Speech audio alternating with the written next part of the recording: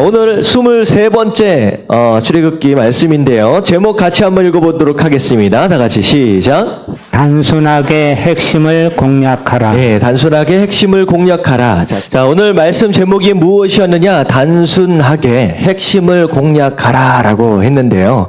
여러분들 학창시절 때 공부 잘하는 비결 하면 뭘 보통 얘기를 해요? 핵심을 공략하는 게 굉장히 중요합니다.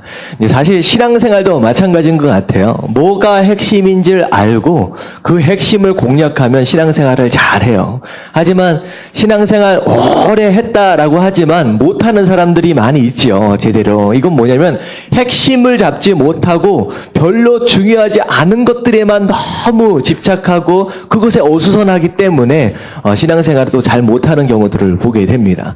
사실 오늘 말씀은 10번째 재앙에 대한 하나님의 경고예요. 그리고 그 말씀에 대하여, 그 경고에 대하여 이스라엘 백성들은 어떻게 반응하였고 애굽 백성은 어떻게 반응했느냐라고 하는 것에 대한 내용인데, 오늘 말씀은 우리 신앙생활에 있어서 가장 중요한 4가지 핵심을 얘기를 하고 있습니다. 그래서 오늘 말씀을 통하여서 신앙생활 정말로 잘하기 원하신다라고 한다면 그 핵심을 잡으실 수 있는 저와 여러분들 되시길 주님의 이름으로 축원합니다.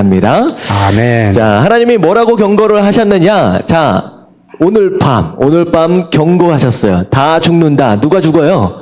장자는 다 죽는다. 하지만 살기 위해서는 뭐 해라?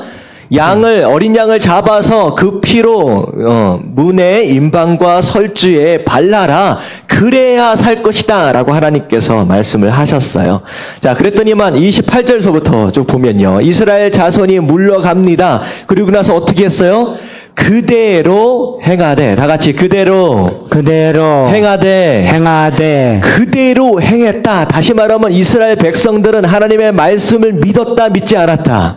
믿었다는 거예요. 믿었기 때문에 어떻게 했어요? 그대로 순종했다라는 거예요. 그래서 여호와께서 모세와 아론에게 명령하신 그대로 행하였다, 순종했다라고 나오고 있습니다.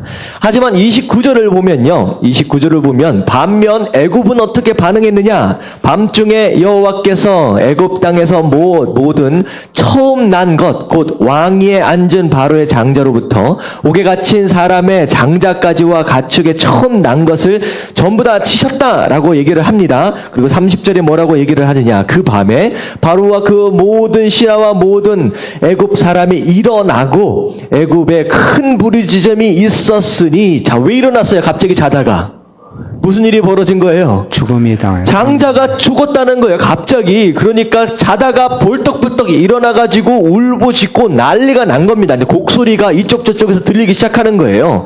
이는 그 나라에 죽임을 당하지 아니한 집이 하나도 없음이었더라.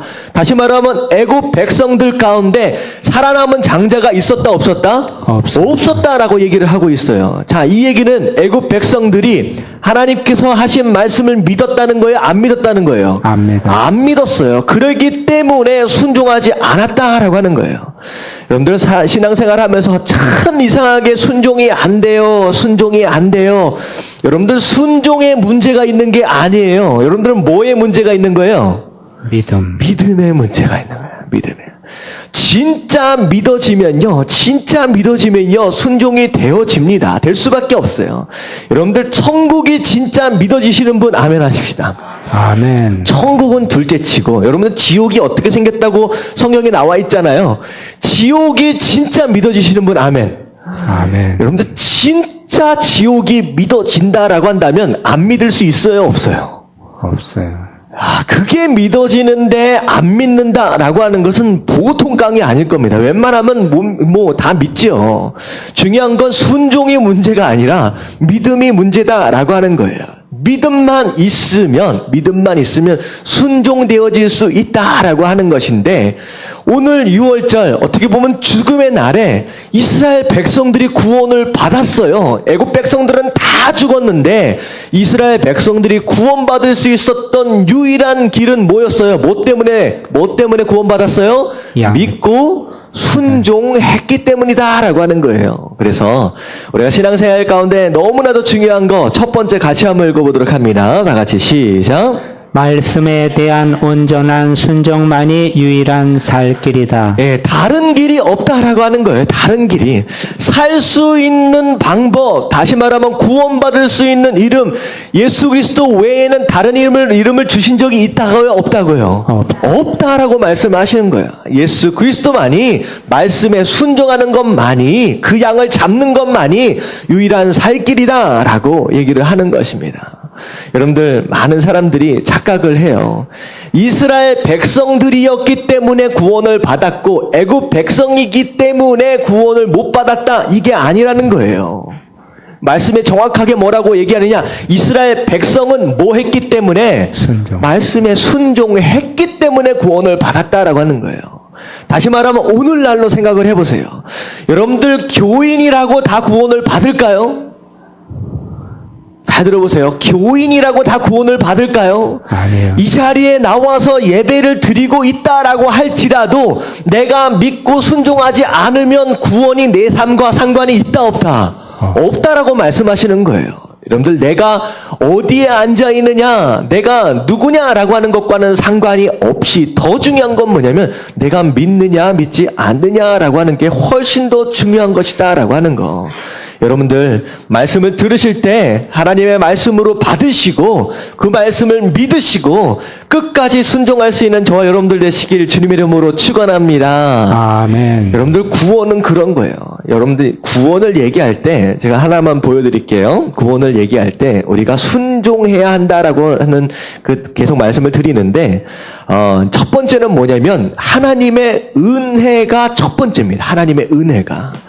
여러분들, 하나님의 은혜를 설명하려면 반드시 어떤 단어가 들어가야 하느냐?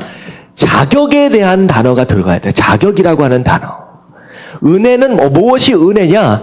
우리가 구원받을, 다시 말하면 축복을 받을 만한 자격이 처음부터 있었습니까? 없었습니까? 없었어요.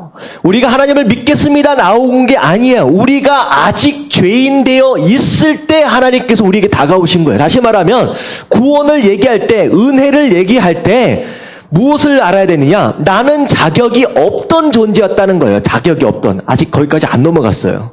예, 자격이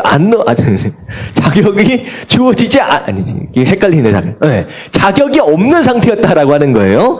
자격이 없는데 하나님의 은혜로 우리에게 무엇이 주어졌느냐? 구원의 기회가 주어졌다는 거예요. 기회. 잘 따라오세요. 나 헷갈리니까. 기회가 주어진 거예요. 구원의 기회가. 다시 말하면 하나님의 은혜로 구원이 임한 게 아니에요. 잘 들으세요. 하나님의 은혜로 구원이 임한 게 아니라 구원에 뭐가 임한 거예요? 기회가 임한 거예요. 기회가. 이 기회는 모든 이들에게 다 주신 기회예요. 근데 이 주어진 기회에 어떤 사람은 어떻게 반응해요? 믿음으로 반응하는 거예요. 이 구원의 절호의 기회에 믿음으로 받은 사람은 뭘 받는 거예요? 구원을 받는 거예요. 하지만 좋은 기회를 가졌음에도 불구하고 믿지 않았다, 불신앙했다라고 한다면 아무리 좋은 기회가 있다라고 할지라도 구원받을 수 있어요, 없어요? 없다라고 하는 거예요. 마찬가지입니다. 양을 잡아라, 양의 피를 임방과 설주에 발라라 라고 하는 것은 누구에게만 말씀하신 거예요? 전부. 이스라엘 백성들에게만 말씀하신 게 아니에요. 이스라엘 백성들과 더불어서 애굽 백성들에게 다 말씀하셨어요. 하면 구원 받는다, 기회를 다 주셨다라고 하는 거예요. 그랬는데 이스라엘 백성들은 믿음으로 반응했기 때문에 구원을 받았고, 자, 그리고 애굽 백성들은 어떻게 반응했어요? 안 믿은 거야, 안 믿은 거야. 아직 안 내려갔어요, 거기 안 내려가. 예, 그렇게 되니까 구원을 못 받는 거예요, 애굽 백성들은. 그렇다라고 한다면 축복에 대해서도 말씀을 드릴게요. 하나님께서 우리에게 축복의 기회를 주셨어. 축복의 기회. 자, 축복의 기회가 무엇을 통하여 나타나느냐? 말씀을 통하여 우리에게 허락하셨다는 거예요. 그 기회에, 자, 어떻게 반응하는 사람이 있느냐? 이 말씀에 내가 순종해야 되겠다라고 반응한 사람들은 뭘 받아요? 축복을 받아요. 그럼에도 불구하고 끝까지 순종하지 않고 그냥 내 맘대로 살랍니다 라고 하는 사람은 말씀에 약속하신 축복을 받아요, 못 받아요? 못 받는다라고 하는 거예요. 이게 굉장히 간단한 공식입니다. 내가 구원을 받았는지 안 받았느냐라고 하는 것은 무엇을 통하여 여러분들이 확인할 수 있느냐? 내가 지금 믿고 있느냐, 믿지 않느냐라고 하는 거예요. 그리고 내가 지금 축복을 받을 만한 삶을 사느냐, 못 사느냐라고 하는 것은 뭘 보면 알아요? 내가 말씀에 순종하고 있느냐, 불순종하고 있느냐라고 하는 거예요. 여러분, 이게 간단한 얘기입니다. 여러분들, 축복 받으려면 어떻게 해야 된다? 제가 말씀을 드렸어요. 한번 옛날 전에 말씀드린 것 같은데, 축복 받으려면 어떻게 해라? 축복 받을 짓을 하면 돼요. 이게 사람들을 보면요, 참 어떻게 보면 이쁜 사람들이 있어요. 이쁜 사람들. 그러니까 외모만 이쁜 게 아니라 뭘 해도, 말을 해도, 행동을 해도 참 이쁜 사람들이 있어요. 자, 그 사람들은 보통 뭐 할 짓을 하고 다녀요? 이쁜 짓을 하고 다녀. 이쁜 짓을 하고 다니니까 이쁨을 받는 거예요. 근데 이상하게 사람들이 나를 싫어해. 나만 있으면 자꾸 사람들이 피하고, 여러분 나를 싫어한 것 같다라고 한다면, 여러분들 내가 뭐 하고 다니는 거예요? 미움받을 짓을 하고 다니는 거예요. 여러분들 너무 간단한 공식입니다. 여러분 정말로 축복을 받기 원하신다라고 한다면, 구원받기 원하신다라고 한다면, 오늘 말씀에서 얘기하는 것처럼 구원받을 짓 뭐예요? 믿으시길 주님의 이름으로 축원합니다. 아멘. 축복받을 짓 뭐예요? 말씀에 순종하는 거. 여러분들 이게 바로 우리가 신앙생활할 때 가장 기본이다라고 하는 거예요. 여러분들 사실 이스라엘 백성들은 순종했어요. 믿어지기 때문에. 근데 제가 질문 하나를 드릴게요. 왜 애굽 백성들 어떻게 보면 10가지 재앙을 한꺼번에 같이 경험했는데 이스라엘 백성들은 믿었는데 애굽 백성들은 왜 안 믿었을까요? 다 안 했다 그러잖아요. 다 죽었다 그러잖아요. 왜 끝까지 안 믿었을까요? 여러분 이게 뭐냐면요, 자존심입니다. 어때요? 지금 누구의 하나님이에요? 누구의 하나님? 이스라엘의 하나님이에요. 애굽이 생각할 때는 이스라엘의 하나님 여호와가 어떤 존재느냐? 내가 몇백 년 동안 종으로 부려먹던 그들의 하나님이에요. 어떻게 보면 이때 당시는 신들의 전쟁입니다. 전쟁에서 이기면 누가 강한 거냐? 그 이긴 백성의 신이 강한 거예요. 다시 말하면 지금까지 몇백 년 동안 어떤 사고방식 안에 있었느냐? 이스라엘은 종이었고 우리는 주인이에요. 다시 말하면 누구 신이 더 강한 거예요? 애굽 신이 훨씬 강한 거예요. 니네 신은 얼마나 보잘것없고 하찮았으면 너희 백성을 종살이 하도록 만들었느냐라고 하는 거죠. 그런 우월주의 가운데서 몇백 년을 사는 거예요. 근데 이 종으로 부려먹던 이스라엘의 하나님이라고 하는 이 신이 나타나가지고 우리를 이렇게 만들어 놓는 거예요. 그리고 마지막 살려면 순종하라는 거예요, 거기에. 마지막 순간까지 뭘 내려놓지 못하는 거예요, 지금. 이 잘난 자존심을 못 내려놓는 거야. 여러분들, 말씀의 순종함에 있어서 가장 방해가 되는 것이 이놈의 자존심. 여러분들, 이 자존심이 뭐 안 먹여준다 그러잖아요. 자존심이 못 먹여줘요? 여러분 밥 먹여주지 않습니다. 여러분 전혀 도움이 안 돼요. 여러분 신앙생활 할 때에 가장 무서운 적이 이 자존심이에요. 하나님 앞에서 이 자존심 내려놓으시길 주님의 이름으로 축원합니다. 아멘. 하나님 뭐라고 말씀하시냐? 어린아이 같은 마음으로 나와라. 겸손한 마음으로 나와라. 이게 뭐냐면요, 자존심 내려놓으라는 거예요. 네 하나님 앞에서 어른인 척 하지 말라는 거예요. 잘난 척 하지 말고 괜찮은 척 하지 말라는 거예요. 애굽 사람이든 이스라엘 사람이든 하나님 앞에서는 다 피조물. 하나님 앞에서 찬양할 때도 마찬가지예요. 누가 나를 어떻게 생각하느냐? 아니요, 여러분들 그렇게 생각하지 마세요. 하나님 앞에서는요, 구원 앞에서, 축복 앞에서는요, 여러분들 자존심 다 내려놓고 정말 어린아이 같은 마음으로 겸손하게 정말 순종하는 마음으로 나아가실 수 있는 저와 여러분들 되시길 주님의 이름으로 축원합니다. 아멘. 아멘. 이게 첫 번째예요. 첫 번째, 말씀에 대하여 온전한 순종, 자존심 다 버리고 그렇게 나아올 때에 유일하게 살 수 있는 길이다라고 하는 거예요.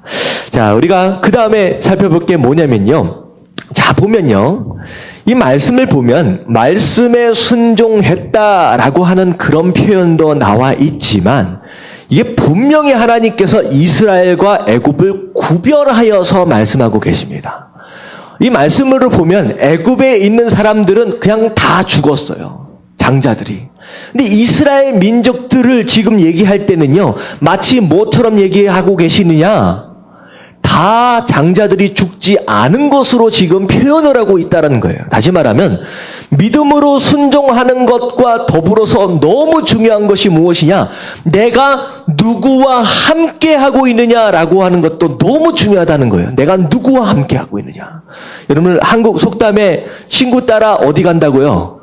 강남 간다. 여러분들 강남이 그 강남인지는 잘 모르겠지만 요즘으로 얘기하면 강남 뭐 가면 가겠죠. 아주 좋은 동네잖아요. 비싼 동네. 여러분들 친구가 가는 곳, 그 친구라고 하는 그 관계로 인하여 별것도 다 한다라고 하는 거예요. 이사도 간다, 이민도 간다. 바로 그런 내용입니다. 다시 말하면 내가 살고 있는 지금 이 상황 가운데서 내 주변에 누가 살고 있느냐라고 하는 것이 내 삶 가운데 굉장히 커다란 영향을 미친다라고 하는 거예요. 그래서 자, 두 번째 우리가 생각해야 될 것이 무엇이냐? 같이 한번 읽어보도록 할게요. 다 같이 시작. 좋은 친구를 얻고 좋은 친구가 되는 것이 사역의 시작이다. 예, 처음에는 뭐가 중요하느냐? 좋은 친구를 얻는 것이 굉장히 중요합니다. 내 주변에 누가 있느냐, 어떤 사람이 있느냐에 따라서 엄청나게 영향을 받는다라고 하는 거예요. 그래서 이런 겁니다. 내 주변에 술 친구가 가득해요. 그럼 나는 어쩔 수 없이 어떻게 할 수밖에 없어요? 술을 마시는 환경이 되어진다는 거예요. 여러분, 이게 굉장히 어려운, 사회생활을 하면서 굉장히 어려운 얘기입니다. 다들 술을 마시는데 나 혼자 콜라 마시기 쉬울까요? 어려울까요? 아, 이게 보통 어려운 게 아닙니다. 제가 이걸 군대에서 경험해봐서 알아요. 군대 갔더니만 뭐라 그래요? 고참이 무조건 술을 마셔야 돼요. 주면 마셔야 됩니다. 안 마시면 어떻게 되느냐? 그날 밤 쥐어 터지죠. 이제 어려움을 겪게 됩니다. 자, 그런 상황 가운데서 끝까지 나는 신앙인입니다. 라고 하면서 술을 거부할 수 있다라고 하는 건 쉽지 않습니다. 다시 말하면 주변에 누가 있느냐? 여러분, 담배 친구들 있잖아요. 담배 친구들이 있으면요, 담배 안 피기 쉬워요? 어려워요? 굉장히 어렵습니다. 왜냐하면요, 이게 똑같이 또 군대예요. 군대 가니까 쉬는 시간만 딱 되면 훈련 마치고 나서 뭐 하는지 아세요?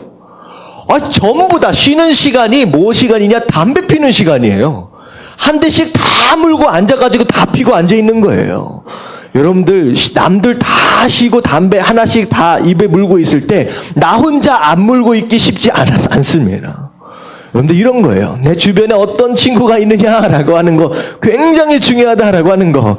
여러분들, 친구도 가려서 사귀시길 주님의 이름으로 축원합니다. 아멘. 마찬가지예요. 신앙생활도. 신앙생활 하면서 교회 안에 들어와 있는데 교회 안에도 여러 족속들이 많이 있어요. 뺀질뺀질한 사람들이 있고요. 정말로 헌신된 사람들이 있어요. 뺀질뺀질한 사람하고 친구 한번 해보십시오. 그러면 신앙생활도 어떻게 해요? 뺀질뺀질 똑같이 그렇게 해요. 똑같이 목사님 말씀하시면 항상 토달고 항상 불평하고 하는 사람하고 같이 한번 맨날 있어봐요. 그러면 똑같이 닮아갑니다. 근데요, 신앙생활 하면서 정말로 헌신되고 진짜 예배자고 정말로 기도하는 사람하고 친구 되어서 보십시오. 그러면 어떻게 신앙생활 하느냐? 똑같이 닮아가요. 옆에 한번 보세요. 한번 옆에 보시고 뺀질뺀질인지 헌신하고 계시는지. 여러분들, 이것도 굉장히 중요해요. 여러분, 주변의 삶을 먼저 정리할 필요가 있습니다. 왜냐하면 어쩔 수 없어요. 내가 영향을 받기 때문에. 그래서 이스라엘의 안에 들어있으면 영향을 받는 거예요. 애굽 안에 들어있으면 어쩔 수 없이 주변에부터 영향을 받는 거예요. 제가 이슬람 선교를 하시는 이제 선교사님한테 제가 그런 얘기를 들은 적이 있어요. 절대 무슬림 선교를, 이슬람 선교를 할 때 절대 함께 있을 때는 복음을 절대 전하면 안 된다라고 얘기를 합니다. 이게 방법입니다. 왜냐하면 무슬림 두 사람이 있으면요, 복음을 전하면요, 어떻게 되느냐? 두 사람이 서로 눈치를 봅니다. 내가 지금 믿고 있는 이슬람이라고 하는 이 신앙이 있는데 이 신앙에 반대되는 신앙이 지금 들어오잖아요. 그랬을 때 내가 여기에 어떻게 반응하는지를 누구 눈치를 보게 되느냐? 옆에 사람 눈치를 본대요. 그래서 절대 두세 사람 있는 곳에 복음을 전하면 절대 개종하지 않는답니다. 하지만 개인적으로 찾아가면요, 마음의 문을 어느 순간 연대요. 이게 중요한 게 뭐냐면 사람은 어쩔 수 없어요. 누구든 눈치 보며 살고 누구든 영향을 받고 산다라고 하는 거예요. 이스라엘 사람들 안에 있으면 그 안에서 영향을 받고 그 안에서 눈치를 보는 거예요. 한번 생각해 보세요. 이스라엘 백성들 가운데 이 말씀이 안 믿어진다라고 하는 사람이 한 명도 없었을까요? 있었을 거예요. 이스라엘 백성들 가운데 믿음 없는 사람도 있었을 거예요. 그럼에도 불구하고 양을 다 발랐어. 양의 피를. 뭐 때문에 그랬을 것 같아요? 눈치 보는 거야. 나만 안 바를 수는 없거든. 나만 안 바를 수 없거든. 애굽도 마찬가지예요. 믿어지는 사람이 없었을까요? 한 명도? 있었어요. 근데 차마 나 혼자만 바르기 어떻게 되는 거예요? 눈치 보이는 거예요. 여러분들 이게 세상 사람들의 살아감입니다. 마찬가지로 여러분들이 어디 안에서 속해서 누구와 더불어 신앙생활을 하고 있느냐라고 하는 거 너무 중요하다라고 하는 거. 여러분 좋은 친구들을 사귀시기를 주님의 이름으로 축원합니다. 아멘. 여러분 굉장히 중요해요. 근데요 여기까지만 얘기를 하면 굉장히 이기적입니다. 나만 살자고 좋은 친구를 사귀어야 되느냐? 여러분들 더 나아가서 내가 어떤 친구가 되어야 돼요? 좋은 친구가 내가 돼야지요. 나 때문에 옆에 있는 사람이 눈치를 보고 구원을 받아야 된다라고 하는 거예요. 나 때문에 내 아내가, 나 때문에 내 남편이, 나 때문에 내 자식들이 눈치 보고 영향을 받아가지고 구원을 받는 바로 그런 사람이 되어야 한다라고 하는 거. 여러분들 그런 친구 되시기를 주님의 이름으로 축원합니다. 아멘. 오이코스라고 하는 단어가 있어요. 오이코스. 여러분들 이게 원래는 어떤 뜻이냐? 가족이라는 단어입니다. 근데 사실 신앙적으로 얘기하면 영적인 가족을 의미해요. 오이코스라고 하는 단어가. 근데 진짜 여러분들의 가정이 뭐라고 생각하십니까? 같이 잠자고 같이 밥 먹는다고 가정이 아닙니다. 영적으로의 진짜 가정은 기도의 바운다리, 기도의 울타리 안에 들어와 있는 사람이 바로 영적인 가족이라는 거예요. 서로를 위해서 기도하는 바로 그 사람이 내 가족이라는 거예요. 여러분들 오이코스가 여러분 삶 가운데 넓혀져 나가야 돼요. 그냥 내가 같이 밥 먹고 같이 자는 이 가족뿐만 아니라 서로를 위해서 기도하는 영적인 기도의 테두리 안에 들어오는 이 오이코스가 넓어져 가야 된다라고 하는 거. 여러분들 좋은 친구들을 만나시고 좋은 친구가 되는 것이 우리가 살아가는 목적이고 바로 그 안에서 하나님께서 우리에게 허락하신 사명이 이루어져 간다라고 하는 거 여러분 깨달으실 수 있게 되길 주님의 이름으로 축원합니다. 아멘. 그래서 사도행전 16장 31절에 뭐라고 말씀하시느냐? 다 같이 읽겠습니다. 다 같이 시작. 이르되 주 예수를 믿어라. 그리하면 너와 내 집이 구원을 받으리라 하고. 자, 주 예수를 믿어라. 그러면 너와라고 얘기하고 있어요. 자, 첫 번째, 예수님을 믿으면 누가 구원을 받아요? 내가 구원을 받아요. 근데 믿지 않으면 구원 못 받는 거예요. 근데 네가 믿으면 너도 구원을 받고 누구까지? 내 집. 내 집까지 구원을 받는다. 이 얘기는 무엇이냐? 그냥 내 믿음으로 내 집이 한꺼번에 싸잡아서 구원을 받는다는 얘기가 아니에요. 내가 구원을 받는 것으로 인하여서 내 집 안 자체가 나로 인하여 어떻게 된다는 거예요? 영향을 받고 복음을 듣고 결국은 내 믿음으로 인하여서 함께 더불어 믿어지는 역사들이 일어난다라고 하는 거예요. 혹시나 집 안에서 혼자만 신앙생활하고 계신 분이 있다라고 한다면 여러분들에게 주어진 사명이라는 거 이게. 여러분들 그들에게 먼저 좋은 친구가 되어지시길 주님의 이름으로 축원합니다. 아멘. 영향을 받아야 돼요. 구원을 같이 받아야지. 천국에 딱 갔는데 내 자식들은 안 보여. 내 아내나 내 남편이 안 보여. 나 혼자 떨그러니 올라와 앉아 있으면 마음이 참 편할까요? 아니라는 거죠. 아니라는 거예요. 요한계시록을 보면 예수님께서 우리의 눈물을 닦아주신다라고 하는 그 표현이 있습니다. 천국에 올라가는데 우리가 운다는 거예요. 운다는 거예요. 왜 울까요? 두 가지예요. 첫 번째는 너무 감사해서. 나 같은 죄인을 살려주신 건 너무 감사해서 눈물이 나는 거예요. 근데 두 번째는요. 너무 감사한 눈물이다라고 한다면 굳이 예수님께서 닦아주실 필요가 없지요. 닦아주셨다라고 하는 것은 예수님이 위로해 주신다라고 하는 거예요. 왜 그 눈물을 닦아주시느냐? 감사의 눈물이 아니라는 거예요. 위로로 닦아주셔야 될 눈물. 뭐 때문에 눈물을 흘려요? 내 옆에 주셨던 내 아내가 같이 못 올라온 거야. 내 자녀들이 같이 못 있는 거예요. 그것 때문에 가슴이 미어지는 거예요. 그래서 그 위에까지 올라와서 눈물이 나는 거예요. 근데 예수님 뭐라고 그러세요? 괜찮다라고 위로해 주시는 거예요. 닦아주시는 거예요. 여러분들 이 눈물 흘리시지 않길 주님의 이름으로 축원합니다. 아멘. 올라가서 혼자 있으면 어떡해. 자, 그래서 두 번째는 무엇이냐? 뭐였어요? 좋은 친구를 얻는 거, 그리고 내가 좋은 친구가 되는 거, 이게 바로 사역의 시작이다라고 말씀을 드렸습니다. 자, 그리고 나서 애굽에 있는 모든 장자가 죽으니까 이 바로가 이제는 포기합니다. 아유, 알았다. 모세 아론 불러와 라 얘기를 하면서 31절, 32절 같이 한번 읽도록 하겠습니다. 시작. 밤에 바로가 모세와 아론을 불러서 이르되 너희와 이스라엘 자손은 일어나 내 백성 가운데서 떠나 너희의 말대로 가서 여호와를 섬기며 너희가 말한 대로 너희 양과 너희 소도 몰아가고 나를 위하여 축복하라 하며. 자, 밤에 바로가 모세를 불렀어요. 어떻게 보면 장자가 죽고 나서 거의 바로 직후 정도로 되어져 봅니다. 아직 해가 뜨기 전에 그냥 모세 아론을 불러서 알았다 그냥 나가라. 그래서 네가 정말로 원했던 대로 다 나가라. 그리고 가서 예배 드려라. 그리고 심지어 뭐까지 가지고 나가라? 너희의 양과 소까지 전부 다 가지고 나가라라고 얘기를 하는 거예요. 사실 맨 처음에 바로는 뭐라고 얘기를 했느냐? 예배드리러 나가려고 했더니만 바로가 뭐라 그랬어요? 아유, 뭘 어디까지 가서 예배를 드리냐? 그냥 여기서 예배를 드려라.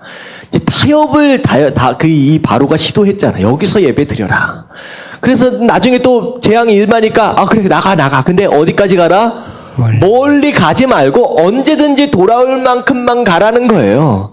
그런데 아니다. 우리는 반드시 가야 된다. 멀리 사흘 길을 가야 된다. 그리고 나서 그래 가 멀리 가. 근데 누굴 남겨놔라? 자녀들. 그러니까 너희들은 신앙생활 어른들은 열심히 하고 애들은 뭐 하라는 거예요? 그냥 애들은 열심히 공부시키면 되고 사회적으로 성공하면 된다는 거예요. 애들은 신앙생활 안 해도 되지. 니네들이 기도하면 되지. 애들을 양보하라는 거예요. 자, 마지막 뭘 양보하라 그랬어요? 애들까지 다 데리고 나가는데 뭘 남겨놔라? 네 양과 소, 너의 재물만큼은 갖다 놓고 가라는 거예요. 이것만큼 타협하라는 거예요. 근데 지금 모세와 아론과 이스라엘이 자, 여기에 바로의 유혹에 타협을 합니까? 안 합니까? 안 해요. 끝까지 안 해요. 아니다. 우리는 하나님께서 말씀하신 그대로 순종하는 것이다. 라고 절대 타협하지 않습니다. 그랬더니 오늘 말씀 한번 보세요. 양과 소 다 가지고 나와요. 자녀들도 다 데리고 나갑니다. 말씀하신 대로 멀리까지 갈 수 있게끔 됐어요. 그리고 밑에 보세요. 애굽 사람들은 말하기를 우리가 다 죽은 자가 되도다 하고 그 백성을 재촉하여 그 땅에서 속히 내보내려 함으로 간신히 피한 게 아니라 제발 나가달라라고 하는 분위기가 된 거예요. 그리고 그 백성의 발교되지 못한 반죽 담은 그릇을 옷에 싸서 어깨에 매매 먹을 음식까지 싸가지고 갑니다. 그리고 이스라엘 백성을 모세의 말한 대로 하여 애굽 사람들에게 은금 패물과 의복을 구하매 무슨 일까지 벌어졌느냐? 가지고 있는 내 돈, 내 물질뿐만 아니라 뭣도 달라 그랬어요? 애굽 사람들의 물질, 그들의 재산까지를 달라. 거의 어떻게 보면 다 뺏어가지고 온 거예요. 다 뺏어가지고. 그리고 여호와께서 애굽 사람들에게 이스라엘 백성에게 은혜를 입게 하사 그들이 구하는 대로 주게 하심으로, 자, 구하는 대로 줬다라고 하는 것은 거의 어떻게 보면 뭐하고 비슷하냐? 칼만 안 들었지 강도가 된 거예요. 아예 그냥 야 내놔.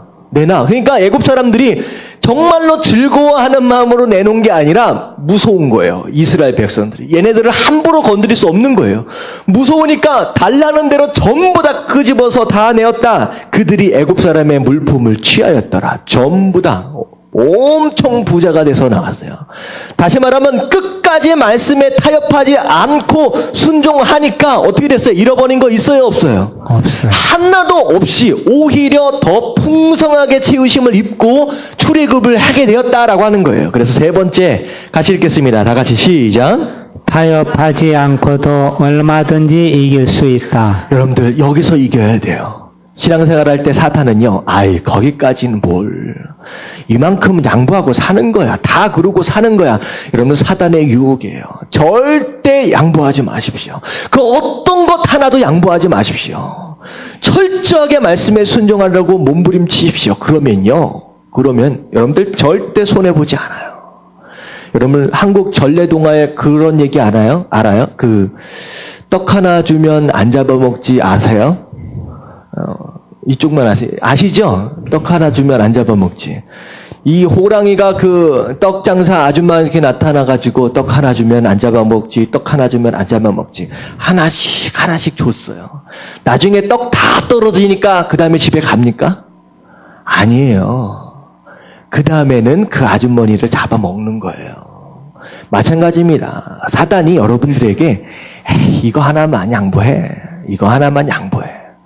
여러분들 하나씩 양보하도록 해서 결국은 뭐까지 타협하도록 만드느냐? 여러분들의 영혼까지도 양보하도록 만듭니다. 사단이 그렇게 호락호락하지 않아요. 떡 몇 조각 얻어먹고 가는 존재가 아니다라고 하는 거예요. 여러분들 오늘 말씀을 보면요, 잃어버리지 않았어요. 다 얻어서 풍성하게 채우심을 입고 출애굽 되어지는 이런 모습들을 보면서 하나도 양보하지 마십시오. 신앙생활 가운데. 그래서 정말로 타협하지 않고 끝까지 말씀에 순종하시는 저 여러분들 되시길 주님의 이름으로 축원합니다. 아멘. 자, 37절에 보니까요. 자, 람셋을 떠납니다. 숫곳에 이르러니, 자, 유아, 자, 보행하는 장정의 숫자만 세어보니까 몇 명입니까? 60만 명. 자, 장정만 60만이었으면요. 어른들까지 합하면 이 장정은요. 이제 전투가 가능한 20대부터 60 정도, 한 50 정도 되어지는 그런 사람들이에요. 근데 이 장정만 60만 명이면 여자들과 아이와 노인들까지 합하면 약 한 200만 명, 아무리 적어도 200만 명은 넘을 것이다 라고 하는 숫자를 보통은 계산을 합니다. 자, 그리고 나서 38절에 보면 수많은 잡족과 양과 소와 심이 많은 가축들을 끌고 나왔다라고 하는데, 여기 앞에 보면 수많은 잡족이 뭘 것 같아요? 수많은 잡족. 이게 잡족이라고 표현돼가지고 좀 이상한데요. 이게 다른 민족들입니다. 다른 민족. 이스라엘 백성들이 나가는데 누구까지 함께 딸려 나가느냐? 아마도 함께 더불어 종살이하고 있었던 다른 민족들이 있었을 것 같아요. 그런 민족들과 더불어 심지어는 누구까지도 생각할 수 있느냐? 애굽 사람들까지도 생각하는 거예요. 이 10가지 재앙을 통하여 그들이 뭘 경험했느냐? 진짜 하나님은 누구다? 여호와 하나님이다 라고 하는 걸 경험하니까 주변에 있는 많은 사람들이 나도 나갈란다, 나도 진짜 하나님 섬길란다 라고 하면서 덩달아 나오게 되었다라고 하는 거예요. 사실은 이게 우리 신앙생활 가운데 가장 중요한 전도 방법입니다. 내 삶을 통하여 하나님의 역사하심이 나타나고 그 역사하심으로 인하여 주변 사람들이 네가 믿는 하나님이 진짜 하나님이구나 라고 하는 게 깨달아지는 거예요. 그래서 굳이 복음을 전하지 않아도 나도 한번 그 하나님 믿어보자 라고 하는 모습이 되어지는 거, 지금 그 모습이 되었다라고 하는 거예요. 여러분들 이런 삶을 사시게 되길 주님의 이름으로 축원합니다. 아멘. 따라 나오는 거예요. 그냥 덩달아 나도 갈랜다. 심지어는 애굽 사람들까지 따라 나오는 거예요. 자, 그리고 나서 39절에 보니까, 자, 무교병을 구웠다. 이건 뭐냐면 발효되지 않은 빵이에요. 자, 그것을 여행을 위해서 준비되어진 거예요. 하나님께서 왜 무교병을 준비하라고 하셨느냐면, 누룩이 들어가면 빵이요, 금방 상합니다. 금방 상해요.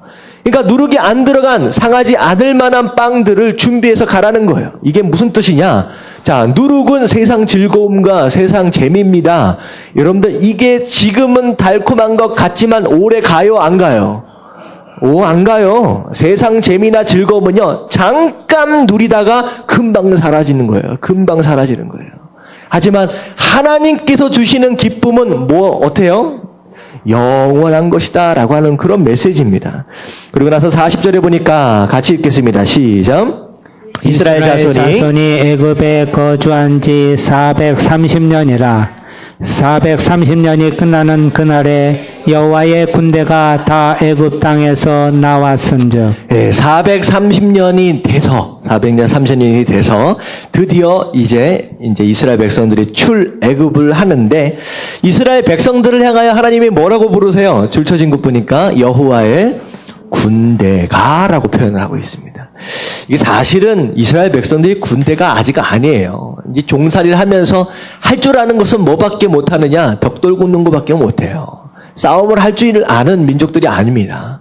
그리고 나올 때 무기들을 들고 나온 게 아니잖아요. 아무것도 들고 나온 게 없어요. 그냥 양치는 지팡이와 몽둥이 들고 나오는 거예요. 근데 하나님 뭐라고 말씀하시냐? 너희가 바로 군대다 말씀하시는 거예요. 이런 거죠. 세상 눈으로 본다면 이스라엘 민족들은 군대 같지도 않은 정말 오합지졸인데, 하나님 뭐라고 말씀하시냐? 네가 군대다라고 말씀하시는 거예요. 이게 무슨 뜻이냐면요, 세상 사람들이 교회를 향하여 볼 때는 어떤 모습이냐? 참 무질서하고 참 답답하고 참 어수선하고 참 그런 모습일 수 있어요. 어떻게 보면 능력도 별로 없어 보이고 실력도 별로 안 돼 보이고. 근데 하나님은 우리 교회를 향하여 뭐라고 부르신다고요? 군대다라고 부르시는 거예요. 나중에 한번 보세요. 이 군대 같지도 않은 이 군대가 앞으로 1년, 2년 지나면서 진짜 뭐가 되어져 갑니까? 군대가 되어져 갑니다. 이게 하나님께서 우리를 바라보시는 그런 눈이고 바로 기대다라고 하는 거예요. 현재 우리가 좀 못나고 좀 불편하고 좀 그런 모습이 있다라고 할지라도 여러분 실망하지 마시고요. 하나님께서 우리를 군대로 보아주신다라고 하는 거예요. 여러분들, 군대 되어질 나를 미리 바라보시고 여러분들 용기 있게 담대하게 살아가시길 주님의 이름으로 축원합니다. 아멘. 자, 마지막 42절부터 52절까지의 내용을 제가 간단하게만 설명을 드릴게요. 자, 어린 양을 잡아서 그것을 먹고 그리고 그 피를 바르는 것, 이것 자체를 하나님께서 유월절로 정하셨어요.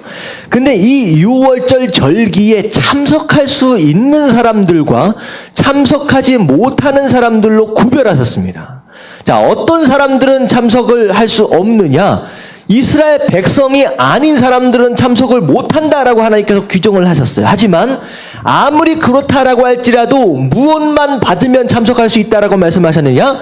할례만 받으면 그 누구든지 이 유월절 절기에 참석할 수 있다라고 말씀하시는 거예요.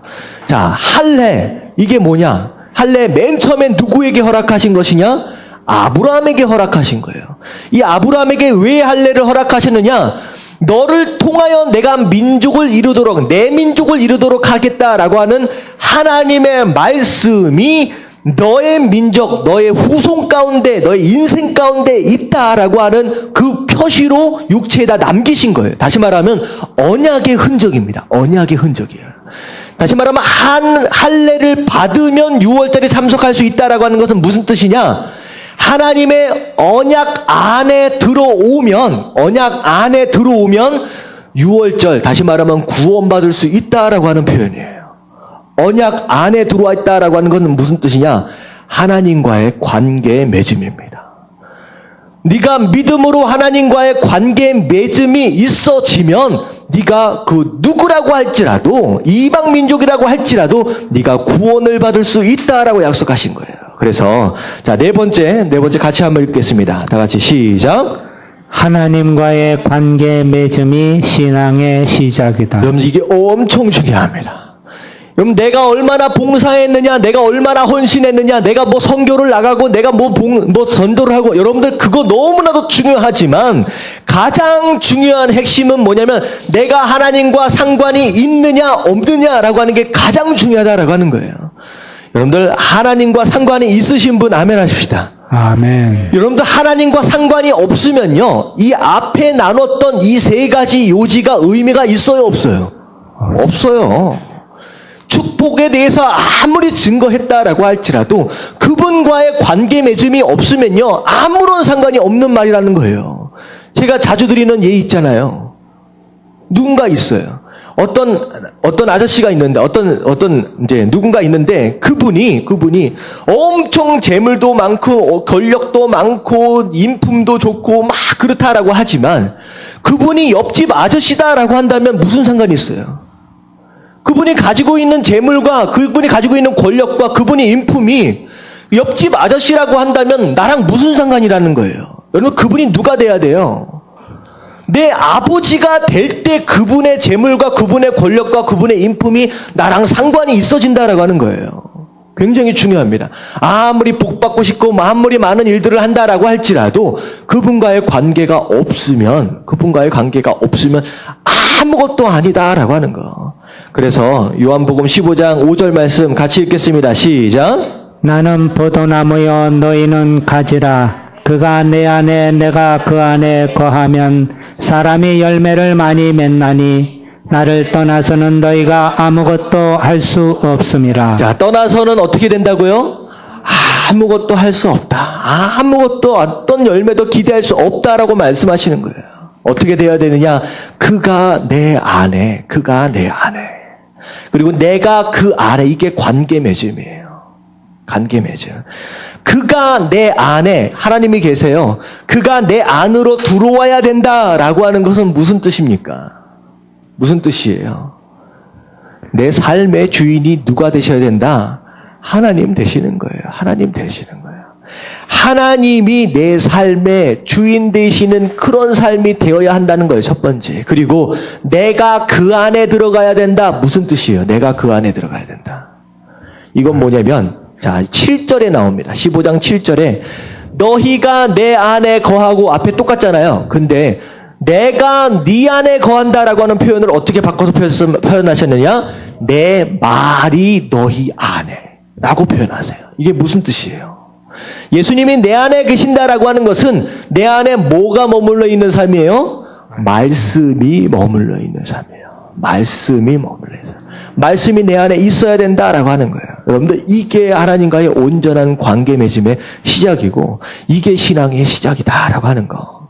여러분들 여러 가지 중요한 일들 많아요. 하지만 가장 중요한 거 하나님과 상관이 있는 삶, 관계 맺음이 있는 삶, 여러분이 여기서부터 시작하시게 되길 주님의 이름으로 축원합니다. 아멘. 아멘. 여러분들 바이올린이나 마지막으로 한 가지만 더 예를 드릴게요. 바이올린이나 기타를 보면요. 오랫동안 이 조율을 안 해놓고 가만히 놔두면요. 어떤 소리가 나요? 이상한 소리가 납니다. 이제 들어주기 쉽지 않은 소리가 나요. 다시 말하면 바이올린이든 기타든 어떤 현악기든 제대로 된 소리를 내기 위해서는 어떻게 돼요? 끊임없이 중간중간 조율되어짐이 있어야 된다라고 하는 거예요. 여러분 이게 굉장히 중요해요. 신앙생활도 마찬가지예요. 자꾸 나는 한다고 하는데 내 신앙생활 가운데 자꾸 이상한 소리가 난다. 여러분들 뭐가 안 된 거예요 지금? 조율이 안 된 거예요. 사실 오늘 말씀은 가장 신앙의 핵심을 말씀을 드리면서 그 핵심이라고 하는 그 기준에서 여러분들의 삶을 조율하길 원한다라고 하는 거예요. 내가 사명을 감당한다라고 하지만 이 사명이 제대로 된 사명인지 하나님과의 관계가 제대로 된 관계인지 여러분들이 이 말씀과 예배를 통하여 조율을 한번 시키자라고 하는 거예요. 여러분들 자꾸 이상한 소리 내 가정 안에서든 내 직장 안에서든 나로 인하여 이상한 소리가 난다라고 하는 건 조율되어짐이 여러분들 지금 없기 때문이다라고 하는 거예요. 진짜 하나님께서 여러분들에게 듣고 싶은 소리가 있어요. 아름다운 바이올린 소리처럼 정말 아름다운 소리를 듣기 원하시는데요. 여러분들 삶을 조율해 가십시오. 말씀을 통하여. 특별히 오늘 4가지 가장 중요한 거 제가 말씀드렸죠. 이 4가지를 여러분들 신앙생활에 적용해서 신앙생활의 핵심적인 부분들을 잘 조율해서 진짜 하나님 보시기에 기뻐하시는 그런 아름다운 소리를 내는 저와 여러분들 되시길 주님 이름으로 축원합니다. 아멘. 우리